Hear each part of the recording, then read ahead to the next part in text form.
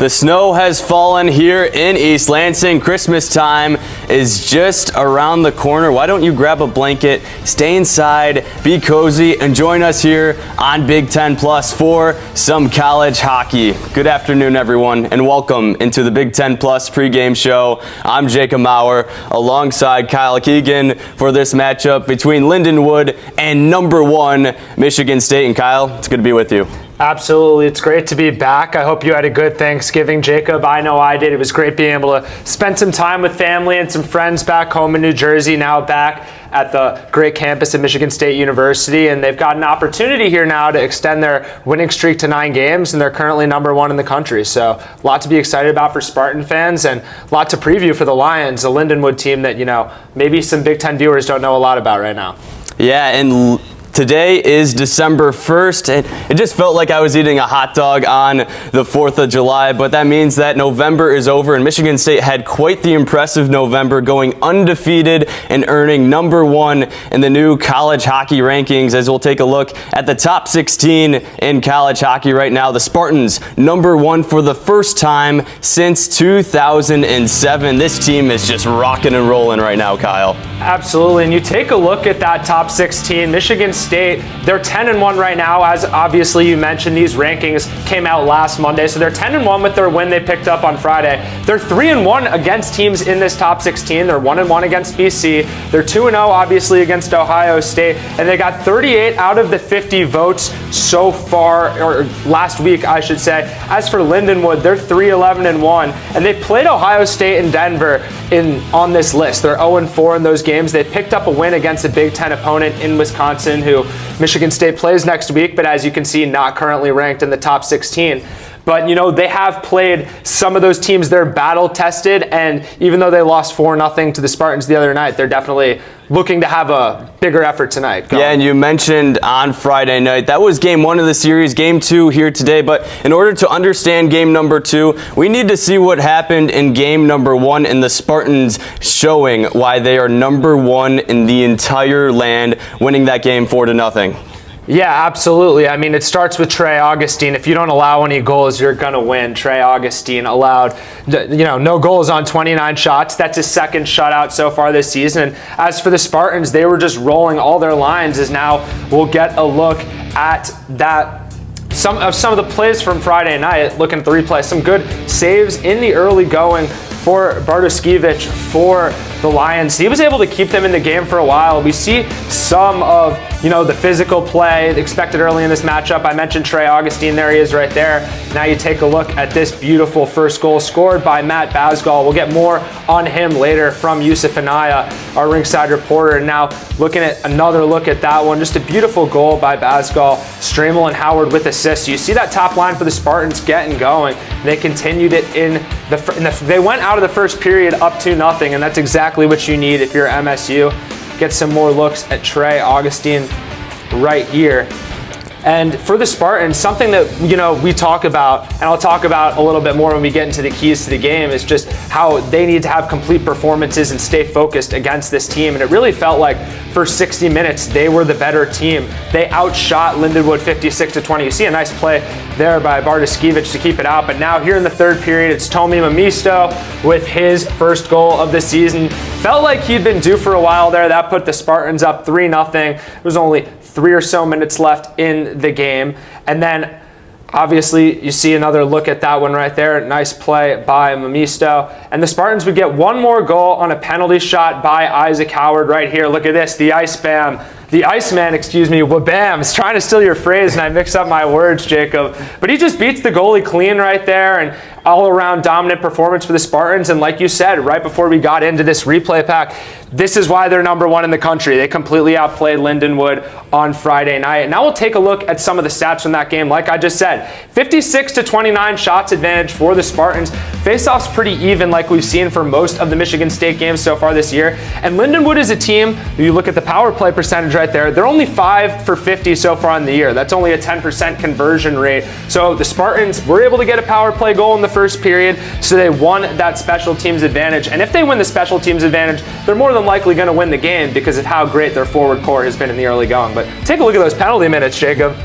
Yeah, and 85 shots combined between these two teams. And you mentioned Trey Augustine. He was fantastic for Michigan State. 29 saves, his second shutout of the season on Friday. But he will be replaced today by Luka DePasquale for the Spartans. But let's go into this game a little bit more and see the keys to the game for each of these teams. And you, of course, Kyle Keegan. So we ironically named this segment Keegs Keys to the Game. So Kyle, let's first start with what you got for your keys. Well, we'll shout out to our producer, Jack Stager, the first of many shout outs I'm sure he'll get today for coming up with that idea. But we'll start with the road team as always. For Lindenwood, you want them to score twice in the first period. You know, that might be a big ask, but you're playing the number one team in the country. You're playing the backup goaltender in DePasquale. You didn't get any goals on Friday night. If you can make it 2-0 or 2-1, have a lead coming out of that first period, you need to ride that momentum, and the only chance the Lions are going to have is if they can take an early lead. I think they need to have elite level goaltending once again. We saw Bartoszkiewicz have a really good game on Friday night. He made 52 saves. He let 4 of them in, and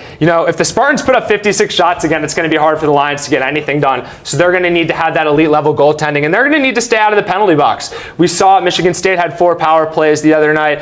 Although Michigan State also took 5 penalties of their own, you know, they're going to need to be better on special teams. As I mentioned earlier, they were not great. Now we'll slide into Michigan State and their keys to the game. Just keep everybody rolling. They had all 4 of their forward lines score in the last game. It's something we've seen a lot this season. They scored on the power play. They scored in the first period. They score in the third period. They got to stay focused as well. This is a team in Lindenwood, and they're 3-11-1, but you can't overlook them. They're battle tested. They played on Friday night. And, you know, you got to stay focused, get this sweep, and go into the Big Ten schedule. They got some tough games coming up after this one. And then win the special teams battle. Once again, like I mentioned, they did it on Friday night. If they do it again tonight, they'll be in a really good spot, even though I do expect a closer game in this matchup. Yeah, and it should be a good one. And to join us now is the third member of our team, Yusuf Anaya, live right there at Munn Ice Arena. We'll hope to get Yusuf very, very shortly. There he is. Yusuf, you handsome man, how are you doing? I'm doing good, Jacob. I knew you were going to be on the desk, so I broke out this new suit, you know. I know you make me feel a little special sometimes. Yeah, no, it's just a pleasure to my eyes to see that, Yusuf. So we'll go right into our segment. We'll do Pick the Stick. We'll start first with you, Kyle, and we're going to do who we think will score a goal in game number 2 between this series. Kyle, who do you got? Someone I like in this game, you know, a guy who had an assist on Friday night, Patrick Geary. I like one of the defensemen to get on the board in this game for the Spartans, potentially on special teams as well. I know he gets some power play minutes, so it should be interesting to see if Patrick Geary can get on the board. But even if he can't with a goal, I expect the defenseman to be involved for the Spartans in this one. And Yusuf, I did want to say that new suit does look very sweet. It's good to see it, man. Thank you, Kyle. Appreciate you. And Yusuf, without further ado, Kyle has Patrick Geary. Who do you got to score a goal in this one? 21. I mean, if that isn't obvious enough, I mean, you can make the conclusions yourself. I'm going 21 Savage, Red Savage. He hasn't scored in a while. I think he had a goal in the Notre Dame series. This is a good opportunity for himself to get going, maybe get 1 or 2 before this one's over. Yeah, we'll see if 21 can do something for Yusuf today, maybe. Yeah, we'll see. Well, for me, guys, I'm going to pick Danny Russell, the lead goal scorer on this team for Michigan State. 8 goals on the year for him. He averages .73 goals per game. That's just a crazy clip right now. He's rolling, and the Spartans are rolling, and we'll see if they can keep it up in game number 2 against Lindenwood. Well, thank you so much, Yusuf, for joining us, and thank you everyone else at home for joining us for the Big Ten Plus pregame show. But we got a game to watch. Game 2 between Lindenwood and Michigan State is coming up soon on Big Ten Plus. 20 minutes of action in the books between Lindenwood and number 1 Michigan State. The Spartans lead it 1-0 after 20 minutes of play. And welcome in everyone to the Big Ten Plus intermission report. Jacob Maurer alongside Kyle Keegan once again. And Kyle, give me your initial thoughts of that first period. Yeah, I mean, probably a lot of what we expected so far. Michigan State leading in the shot category in the early going, 13 8-4. And, something that I, maybe didn't expect to see as much is that Lindenwood's they've been doing a really good job blocking shots. They've got 8 shots blocked to 4 shots taken right now. And that's not a good recipe for success. And as I said, they needed maybe to score 2 goals in that first period to have a good chance. They're probably lucky to only be down by 1 right now. But with that all being said, it's still a 1-0 game. And if they can, test DePasquale a little bit earlier, then I think that'll help them a lot. Yeah, and 56 shots on goal for Michigan State on Friday. Only 13 in the first period, so Lindenwood's doing a better job of stopping Michigan State. I guess have a whole bunch of offensive opportunities, but still, they only have 4 shots on goal themselves. How do they pick that up? Oh, well, I think, it starts, we haven't seen any penalties so far in this game. And if Lindenwood's able to get a power play, it's been a lot cleaner than last night. That's how they were able to get a lot of their offensive opportunities. And for the Spartans, it feels like they've just been locking it down defensively. The Lions haven't really had a lot of great opportunities. And we'll see in just a second, Gavin O'Connell was able to get that big first goal. And we'll take a look at those first period stats. Michigan State getting on the board early. Gavin O'Connell getting his 3rd goal of the season for the Spartans. It's right here. Wha-bam! Gavin O'Connell putting the Spartans on the board early, and they used that momentum, rode that lead until the final buzzer for the first period, but still, good period for the Spartans. Absolutely, and I love when you say wha-bam, Jacob, and that was a beautiful shot by Gavin O'Connell. And now we'll take a look at this play. Red Savage here coming off the ice a little awkwardly. We'll talk to our ringside reporter, Yusuf Anaya, a little bit about that in just a few moments. You see those stats from the first period like I talked about, 13-4. Lindenwood doing a nice job in the blocks category as well as, winning those faceoffs, but definitely felt like you said, a good period for the Spartans. Something that is the question mark now, of course, what's up with their captain, but you can't. If you want to focus on just the in-game stuff and how the Spartans played, they were absolutely the better team, no question. Yeah, and you mentioned that. We're going to talk to Yusuf Anaya later about Red Savage and what the deal is with that. Of course, Yusuf Anaya picking Red Savage to score a goal, so I'm sure he wants to see him return in this one. But Michigan State up 1-0 after 20 minutes of play, and Luca DePasquale getting the start tonight over Trey Augustine. Only 4 shots on goal, but he saved all of them. He's looking pretty good. Absolutely, Luca DePasquale. So far in the early going, he's looked good. He's made the save on all 4 of the shots he's had. There hasn't really been any grade A opportunities, any high danger scoring chances for the Lions so far in this game. So I think it'll be interesting to see how DePasquale responds when that first opportunity does arise. And we'll take a look right now with the 3rd member of our team, Yusuf Anaya, live at Munn Ice Arena just shortly because Lindenwood is D1 and they just made that transition recently, just 3 years ago. And take a look at the graphic on your screen. They were founded as a club in 2003, and they did have some success at the D2 level. Absolutely, and you see just building up their program and building up that level of tradition like you talked about, starting in 2003, winning those D2 level championships. They began bringing in those new transfers a couple years ago and officially announced as a Division I program. And they're 3-11-1 so far this season, but they've played a really difficult schedule so far, Jacob. I mean, they had 2 games against Wisconsin that they split. We talked about this in the pregame in Madison way back early on in October. At the time, Wisconsin was ranked number 9 in the country.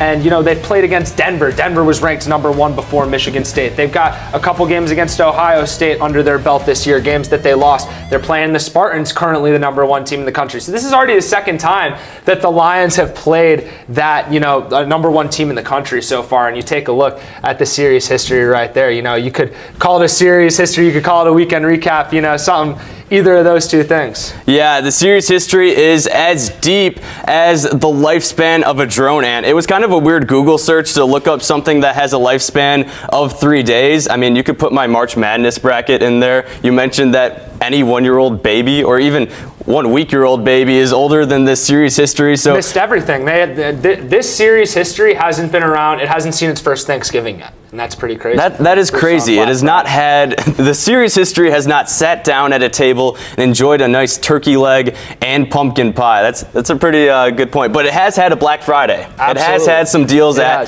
the grocery stores, not the grocery stores, retail markets and stuff. Well, we'll stop rambling right now because we have the 3rd member of our team, Yusuf Anaya, with us. And Yusuf, we'll be joined by him in just a moment. But let's think just keep talking about this series history. Why not, right? Well, before we bring in Yusuf, something that I thought was interesting was, the Spartans in this game, although they're up 13 shots to 4, it feels like, there hasn't been a lot of movement in transition. There hasn't been a lot of open ice. And for the Spartans, like I said, I think it'll be very interesting to see whichever team gives up that first penalty, whoever's on the power play first. We could see a shift in this game. And right now, we'll go to Yusuf Anaya right now. Filling it up, yeah. We've been trying to get to him all intermission long, and there he is, Yusuf Anaya, the man of the hour. He was there at Munn Ice Arena for the entire first period. And Yusuf, tell me, what are your initial thoughts through the first 20 minutes? Yeah, no, sorry guys. I can be a tough guy to reach depending on the time of day. But no, honestly, it's a kind of very similar first period to the one we saw on Friday. Lindenwood probably knew what to expect coming into this one a little bit more, so that's why we saw a little bit more of an even first period. But nevertheless, Gavin O'Connell with that very nice snapshot over the shoulder of the goalie to beat him, give him the 1-0 lead, and I'm sure it'll be more of that as the game goes on for the Spartans. Hey Yusuf, Keegs here. Just wondering if you had anything more for us on, Red Savage's status right now. I know obviously we saw him go down kind of awkwardly and didn't return in the end of that first period. Yeah, no, definitely an awkward collision. It seems like somewhat of a forearm issue. It seems like he went back to the locker room to get it checked out by athletic trainer Patrick Sarney and team physician Robert Norris. So it'll be interesting to see if we see Red Savage back on the ice before the end of this one. Absolutely. I mean, you see on the replay right there, it just looked like a little bit of an awkward play on the poke check. And so you just got to hope that Savage can be okay. No need to speculate right now. But, of course, as you find out more, I'm sure you'll update us as well, Yusuf. 100%, fellas. I haven't heard anything directly from the team so far, but if I do, we'll definitely get that to you guys.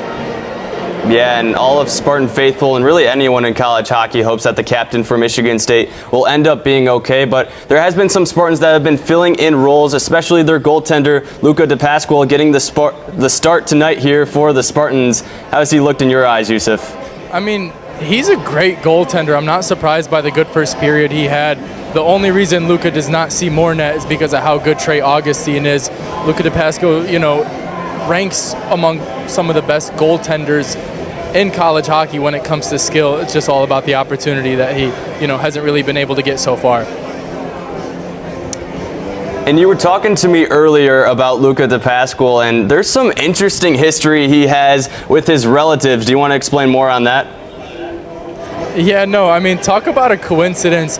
One day, Luca and backup goalie Dolan Gilbert were hanging out at Carson Dorward's house. That's kind of the hangout spot for the team. And they were just talking, sharing some family history. And Luca shared that his mom had went to college at LSSU. And then Dolan was like, hey, my mom went to college at LSSU. And then, some more questions back and forth. And then they call Luca's mom. And they're like, hey, do you know this lady? And they're like, yeah, that was my roommate. So Dolan Gilbert and Luca DePasquale's mothers were roommates in college before they ever knew they would be teammates up here at Michigan State.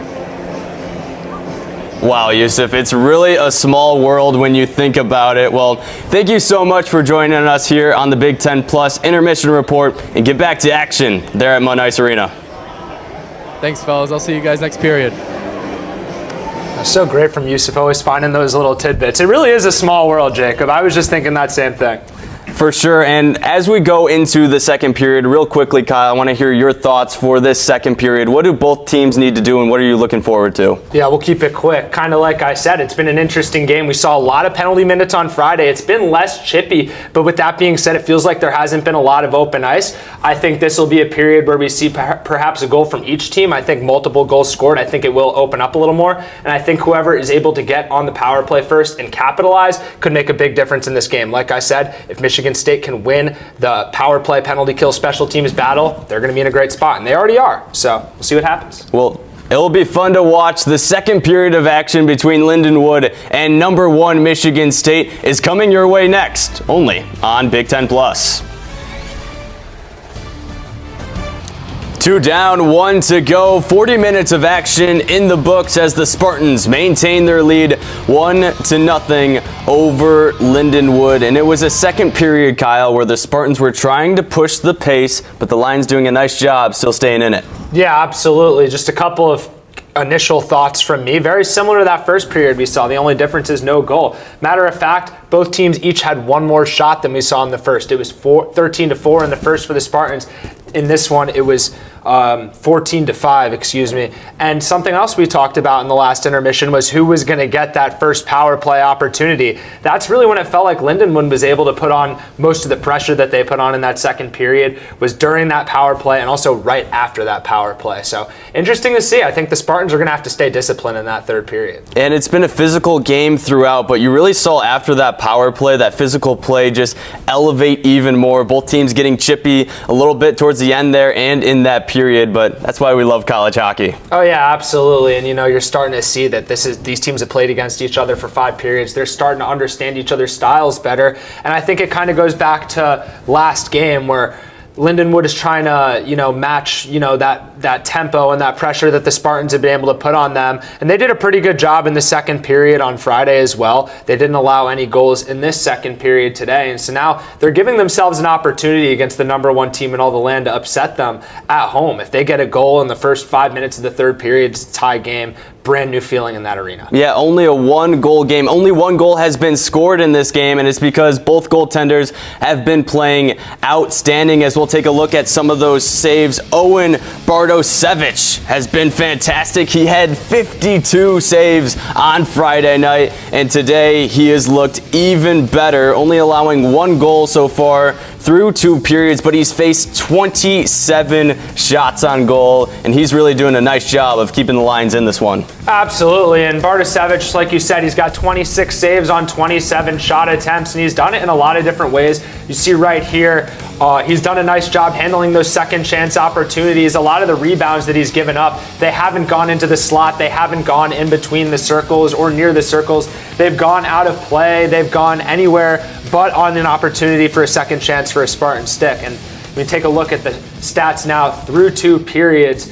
Lindenwood still with that face-off advantage. We've seen the Spartans kind of been middle tier in terms of their face-off winning percentage. Not as many blocks in that second period, but like we talked about, the Spartans kept that pressure on. They outplayed Lindenwood in that second period, but no goals for either team, and that's got to be something that you'd sign up for if you're the Lions right now. Yeah, and the Spartans still had 3 times the amount of shots that as Lindenwood has. That was a trend that we really saw on Friday night between these 2 teams, but still Lindenwood doing a nice job of dialing back this Michigan State offense, because we saw 56 shots on Friday night, and they're on pace to have much lower than that. And when you can do that, you stay in these games, because now it's only a 1-goal game. That's right. In that second period, it definitely felt more physical. It felt more like Friday's game. And, the Spartans haven't had any power plays yet. And I think that if they do get a power play, they're going to have to capitalize. Yeah, and speaking of the power play, only 1 penalty in this game, but that doesn't mean it hasn't been physical. Both teams just going at it. Look at the college hockey. Is this WWE or is this the sport I love? Just a ton of contact and physicality. It just shows the drive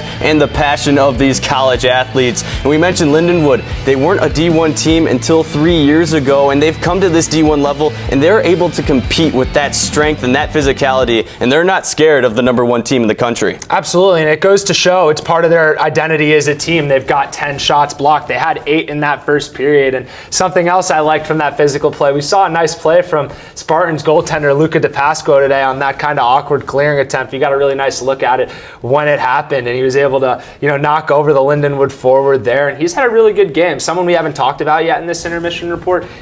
He stopped all 9 shots that he's allowed, and for the Lions, they're going to need to put better opportunities up on him. Yeah, and this is going to be such an entertaining third period, because Lindenwood is hanging with the #1 team in the country right now, only behind 1 goal. So Kyle, we mentioned it in the pregame. We had Keegs' keys to the game, and now Kyle, you have a special treat for us, because we have keys to closing the game. And what do you have for the third period? Absolutely. Well, we'll start with the Lions. The Lions obviously trailing by 1 right now, and going into this one, they need to create more shots on goal. They are getting outshot 3-1, like you mentioned. It's 27-9. 4 in the first, 5 in the second, they're going to need to put more opportunities. They're going to need to actually test DePasquale if they want a chance to tie this game and then also go ahead and win it. And they need to create odd man rushes. Most of the shots that they've gotten up, they've been cycling the puck. They haven't been grade A opportunities. They haven't had, green light level scoring chances, if you might say. It just hasn't happened, and they haven't really put that much pressure on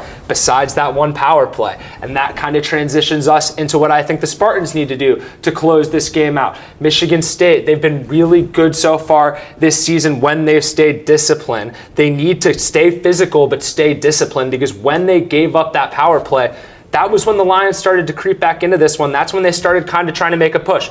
The Spartans did a nice job closing it out in the period, but that's when the Lions got dangerous. So they need to stay disciplined, but they also need to stay aggressive. They need to stay aggressive offensively, and they need to get that second goal. They can't just, rest on their laurels and be happy with a 1-0 lead. Yeah, and they had that power play opportunity in a game like this, when you're playing number 1 in the country. You almost want that back. To go 0 for 1, yes, it's only been one power play, but those opportunities don't come a lot against this team, and they really have to feel like they're missing part of that because they weren't able to capitalize. Absolutely. I mean, that's an opportunity they're going to want to have back, and if they do get a second power play, they need to capitalize on what they did right that first time. And right now we have the two announcers at Munn Ice Arena, Marin and Aiden. Guys, how are you doing, and how have the first 2 periods of play been for you guys? Hey guys, we're doing good over here, electric over at Munn, and these first 2 periods fairly similar, I think, to what we saw Friday in the matchup between these 2 teams. First period, Michigan State, hot start. They got a lot of shots in on Bartoskevich, and then second period, still getting a lot of shots, but Bartoskevich really locking in, shutting down. Luca DePasquale has made a bunch of really great saves to keep it at 1-0, but it's going to be really interesting to see what's going to happen in this third, just a 1-goal game. That's right, Kyle. As you said, Bartoskevich is kind of getting caught a break. Obviously, not 54 shots on goal, and his defense is helping him out. They have 10 blocked shots, as you said, 8 in the first period. So this team is really connecting on defense, and they need to play better offense. Absolutely, and Aiden, something you mentioned during the period that I really liked, and we talked about a little bit here on the intermission, was that Luca DePasquale play was your favorite play of the game. I'd have to say it was my favorite play of the game so far as well. You talk a little bit about how he's gotten involved in that physical play, and how even as a backup goalie, both of you guys, you're seeing he's carrying that Spartan identity and playing really well so far this afternoon. Yeah, for only being his second game this season, he's playing like he's played in 11. He's playing really well, and he's, staying in the net. But when he had the opportunity to get out of the net, he was very physical and used his whole body to take down a Lindenwood defender. And that's something you don't see every day in college hockey, and I think if he has the opportunity to do it more, he should.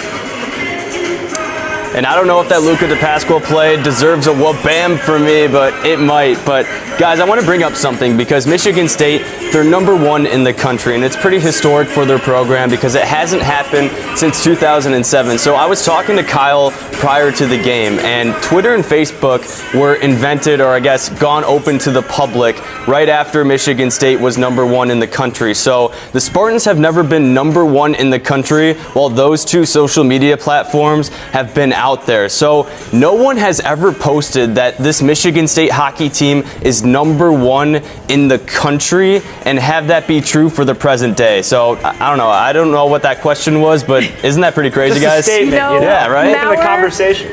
Mauer, I can always count on you to find the date statistics for us here at Big Ten Plus. You're always locked in on those, my friend. And yeah, I mean, you're right. It's been a long time since this Spartan team was the number 1 team in the country. When they were the number 2 team, that was their national championship year, the last one that they won. So I think that says a lot. And Adam Nightingale, what he's been able to do from seeing this team when he started to where he is now in his 3rd season, it's been absolutely incredible the way every player buys in to his style of play.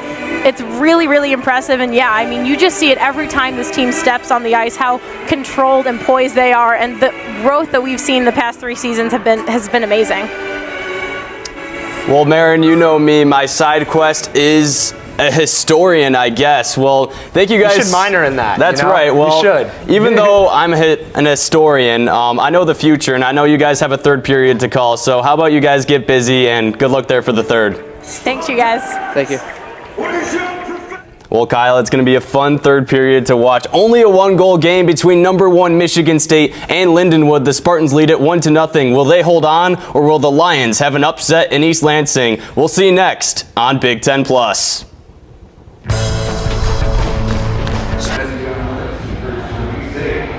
Well, you can't end a Thanksgiving weekend without some hockey. Isn't that what they say? Well, I'm saying it. Michigan State wins it 2-0 over Lindenwood. Welcome in, everyone, to the Big Ten Plus pregame show. And Kyle, the Spartans hanging strong there in the third period, having the dagger from D'Angelo and getting it done. Yeah, 9 is so fine for Sparty today. 9 straight wins for Michigan State. We saw that's their longest winning streak since the 2000-2001 season, and a lot to be excited about if you're a Spartan fan. They're 11-1 on the season now. They're 4-0 undefeated in Big Ten Conference play, which we saw in their matchups with Notre Dame and Ohio State earlier in the month. And something we'll get into in a little bit later on this post game is that it's going to get a lot more real for this Spartans hockey team. A lot to be excited about, though, for Coach Adam Nightingale and MSU. And for sure. And what about his goalie tonight, Luca DePasquale, only in his second start of the season, but recording his first shutout ever for the Spartans. He was fantastic today for Michigan State. I mean, he was perfect. He was just perfect. And Lindenwood, I talked about it at both intermissions. They didn't test him unbelievably, but he was a rock when he needed to be. And every single time there was a shot, he was there and ready for it. Only 14 shots that he had to face. But you got to be happy for the sophomore DePasquale, because it's got to feel really good for Coach Adam Nightingale to know that he's got a player in Luca that, God forbid something were to happen to Trey Augustine and he wasn't playing or couldn't play in a big game. You've got an incredible option at backup, and he's such a talented player, and he deserves all the props he's going to get for today's game. For sure. And we talk about this Michigan State team. The depth on this team shows again. Now, they had a 3-game streak where all 4 lines scored, and that's pretty hard because you need 4 goals in order for that to happen. So that ends here today, but getting production on their 4th line and their 2nd line in this one for Michigan State. What depth on this team? And that's a big reason why they're number 1 in the country. And it goes back to like what you said, the 4th line, the 2nd line, any line can score. It was Mikey D'Angelo today. Mamisto continuing that scoring points. Van Sagi with his 8th assist. Just a great job by the Spartans offensively. And now we'll send it over to Yusuf Anaya with our player of the game, Luca DePasquale. Yusuf, take it away. What's up, guys? I'm here standing alongside the first star of the game, Luca DePasquale, his first career shutout in a 2-0 victory to get the sweep against the Lindenwood Lions. But Luca, you only had to face 14 shots today. How good does it feel when your teammates make it that easy on you? Yeah, it feels great. Thankful for the boys, blocked a lot of shots, so it's definitely nice getting that many shots tonight. Yeah, 100%. And I know you and Trey are roommates. How good does it feel knowing the guy on the bench isn't rooting against you, he's completely rooting for you and wants you to have the best? Yeah, it's great. He gives me a lot of confidence in myself. And getting to compete with him every day makes us both better. So it's awesome having him there for me. And how much confidence does it give you when Coach Nightingale gives you a nod on a night like this? Oh, a ton. We work really hard as a team, and to be able to get a home game is awesome. So it's a great feeling. And lastly, before the game, a little birdie told me that you and Dolan's moms were roommates in college, and you guys didn't know about that until you got here. Can you talk to me about that a little bit? Yeah, well, we didn't find out until like 3 weeks into the season. I don't even remember how we found out, but it's such a small world, especially the hockey world. So it was pretty cool connection that we were able to find out. All right, appreciate it, Luca. Congrats on the shutout. Thank you. Back up to you guys. Well, thank you so much, Yusuf. And what words from Luca DePasquale. Quite the game for him. But as Yusuf mentioned, he only faced 14 shots in this one. Lindenwood on Friday fired 29 to Trey Augustine. So this Michigan State defense was really spectacular in game number 2. Yeah, absolutely. They were amazing today. It's like Luca said, it feels good when the boys are doing it.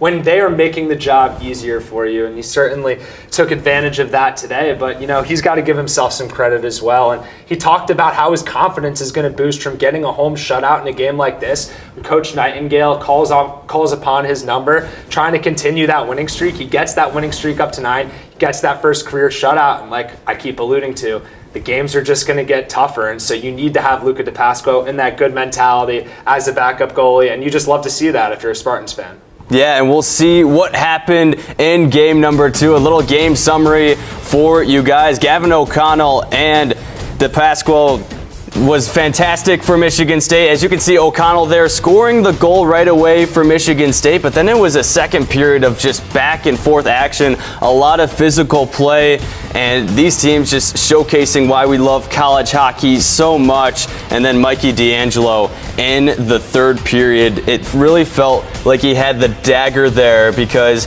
especially when you get a 2-goal lead, Lindenwood struggling on the offensive end, it really felt at that point that was the game for Michigan State. Yeah, and that really was just a great goal by that fourth line. You know, you could call it a little dirty, a little greasy maybe, the way that puck was just sitting right there in the crease. We're going to take a look at it right there. Just a nice redirect by D'Angelo right in front, and that's a great goal for the Spartans, and it says so much about their identity, about how they pressed throughout that third period. And like you talked about, it was a lot like that game on Friday. No goals in the second period. The Spartans with the goals in the first and third to come away with a shutout victory. And you know, the penalties, you know, they didn't really become much of a factor in today's game. You know, maybe a little bit surprising. I said that, you know, if the Spartans had the advantage that they would definitely win. Well, you know, it was kind of middle off. They kind of offset each other, and the Spartans being the more talented team, they had more shots.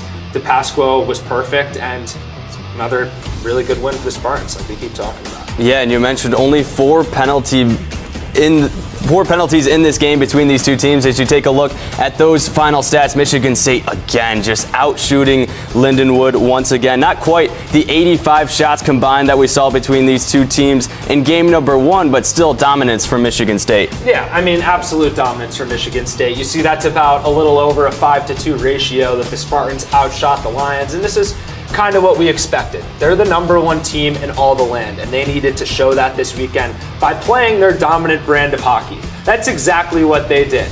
They outscored the Lions 6-0 in these 6 periods, and they really never really gave Lindenwood a chance to even feel like they had a chance of winning either of the games in this series. They scored early in both, and just really felt like they were outmatched. It really did. Yeah, and Michigan State being number 1 for the first time since 2007, and they defended that. They should be number 1 next week after not losing. But as we look at their schedule, things just get even more real for this team. They have to travel to Wisconsin for 2 games and to number 3 Minnesota. They're really going to have to be tested on the road in the Big Ten. Absolutely, and it'll be interesting to see. Our next Big Ten broadcast is going to be next Sunday against DePaul. It'll be Michigan State women's basketball against DePaul.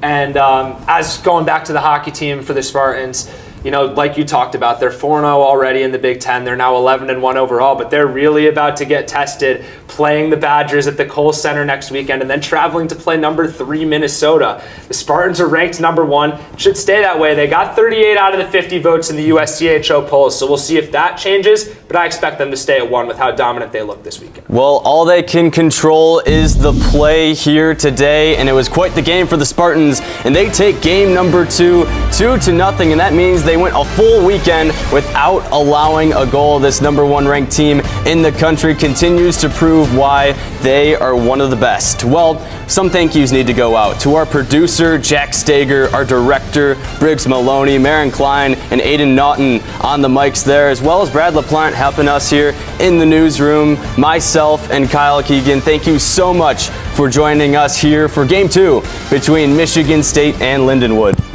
Absolutely. Sending love and respect out to everyone, and of course, great win for the Spartans, and we'll see you back here on Big Ten Plus. Saying so long from East Lansing, enjoy the rest of your weekend.